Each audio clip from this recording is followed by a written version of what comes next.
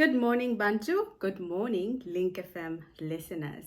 It's great to be back. It's been 8 weeks now, live on Link FM, and the journey has been amazing. I'm loving the engagement with you offline after the show. So, welcome to Climbing the Career Ladder. I think I have been introducing myself with just my profession. So, I am Kodani Chwayo. I'm a founder of Career and Corporate Hub, a career strategist, a metrology team manager, and I studied mechanical engineering and a postgraduate diploma in business management. So today I thought I should also introduce myself differently, just for you to understand where the passion for Career and Corporate Hub is coming from. Where I am now, I felt like I had an aha moment, and that's really what fueled me to start the Career in the Corporate Hub. By saying an aha moment, growing up, I thought I was not smart. I thought I didn't believe in myself, and also my family did not believe in myself, which is a story for another day. But growing up, not really having anyone believing in myself, and also my family looking at me as not smart enough to be maybe somewhere in life like where I am now, it really hindered my growth, and not hinder, but it derailed my growth, and also affected me on how I showed up. So a lot of people are faced by the same situations, and if you are a parent listening, you should always support your child. You should always believe in your child. Don't try and impose who you want them to be, because that really affects how we show up, and we feel like we're not enough.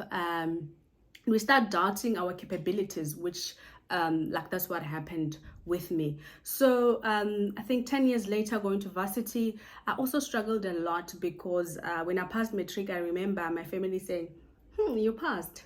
And to me, that really affected me.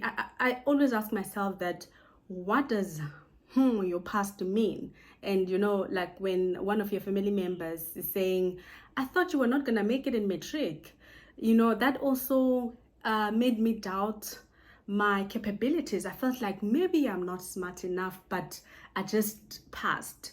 And that was after I failed grade 11. I repeated grade 11, and then I passed well. Sometimes failures brings something better. Sometimes when you fail, God is telling you that it is not the right time now. And I feel like me failing grade 11 has helped me to improve my results for grade 12, has helped me to better myself, has helped me to also surround myself with different friends. I felt, because of also the influence of friends in grade 11, although it was so painful, now I look back and I feel like, wow, I dodged the bullet. And I went to study mechanical engineering, and just looking at mechanical engineering, the way it's so technical, the way it was so challenging studying, and yet I graduated. Today I hold a bachelor's of technology in mechanical engineering, and still it was not enough. I felt like maybe that just happened. I speak a lot about surrounding yourself with positive people, because I look at what like my first year, it was so hard for me because I had the wrong people around me, or I didn't have people around me to study with, to just for support, emotional support. And everyone at home was waiting to see, we want to see if she's gonna make it, we want to see if she's gonna make it. And again, when I said I was going to study mechanical engineering, it was more of a, I don't think you should study it, because it's a hard career, it's a hard course. So then again, I went and studied it. But I had an aha moment, I think 5 years ago, when I realized that I'm actually smart. I'm actually, capable of being whatever that I would like to be. And really just realizing how my surrounding operate, but more on reassessing my surrounding, that started, I think, a year ago, which made me also start the career in corporate hub, because I started believing that actually everyone has a potential to go far, but our biggest obstacle is the people that we surround ourselves with. You know, the surrounding can really hinder our growth. So that's why it's very important that you always reassess your surrounding, because sometimes you could be sleeping on your potential because you don't have anyone to harness your superpower. I am a big believer that everyone has a superpower, but you just need to believe in yourself if you don't, and you need to surround yourself with people who believe in yourself. So for me to get that aha moment, I started excelling. I thought I was not a reader, I think like 2 years ago. And last year I read about 22 books, and this year my target is 30. So I keep increasing because I realize that actually it is possible. And oftentimes you'll have people saying that, oh, you're doing too much, you're doing a lot, you need to slow down, you need to, and those people don't understand how you plan your time. They don't know how you plan your time, how you manage your time, but all they see is just the highlights of your life. For an example, what I had to substitute, having this good habits, and get rid of the negative habits, which I also found from Atomic Habits. I forgot the name of the author, but it's also one of my favorite books because it helped me to introduce good habits. I stopped watching TV, and I didn't stop directly.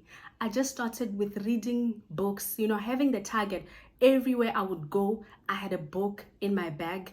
And when I'm stuck anywhere, I would be reading a book. That's why my target last year, I exceeded my target last year. My target was 20, but I read 22 books. So now I stopped going out. I used to go out a lot. I, changed. I made a lot of changes in my life. Even friends that I surrounded myself with, I had to change that. And surrounding myself with only positive people who fueled my energy has helped me to really always assess my surrounding, analyze my surrounding. By analyzing my surrounding, I mean when you look at how you operate at work. I was reading a book called Winning. I read it last year actually, and it talks about the differentiation rule. So the differentiation rule talks about the bell curve of 70, 20, 10. So that's the formula how people are rated at work. So you need to understand where you fall under within the 70, 20 percent, 10% rule within that bell curve. 70%, you are just part of everyone that's there to do their job, very much average performance. That's how the managers look at them. And then 20%, these are like your high performers. They get high salary increase, they are in line for promotion. And then the 10%, these are the people that are frustrated, they are close to leaving or getting fired. Some when you look at their LinkedIn profile, it's they've got the open to work banner. So I did put a status on LinkedIn that I'm starting to suspect that recruiters don't look at the people with the open to work banner, because a lot of people, when you frustrated at work, you go put that open to work banner. And me not having the open to work banner, I get a lot of I get recruited a lot. So you need to understand where you fall under. That's where reassessing your surrounding is very important. And that's when I got my aha moment, and I excelled a lot because I started understanding my surrounding. Where do I fall under? Do I fall under the 20%? Do I fall under the 70 or the 10? If I'm falling under the 70 and I would like to become the 20% or to be with the 20% people or employees, how do I get there? I hear a lot of people saying that well, my manager doesn't like me, and I don't think it'll ever change because there's favoritism, and I always say, reassess why that is the case. You need to really look at why is that the case, and how can you change that situation? Where do you want to fall under? So that's why it's quite important that you always reassess where you fall under, because it will help you with your growth. Hence, I always have short-term goals, long-term goals. My career roadmap is very clear on where I would like to be, and if your goals are not aligned then with the right people, that's also a problem. So that's why you need to understand how different systems operate. That's why it's not advisable that you just operate as like the 70% people. And the 70% people does not mean that they're incompetent or they're average. It could be the most competent people in the department, but because they don't talk for their work, they say, well, I'm working very hard, my managers should see my work should speak for itself.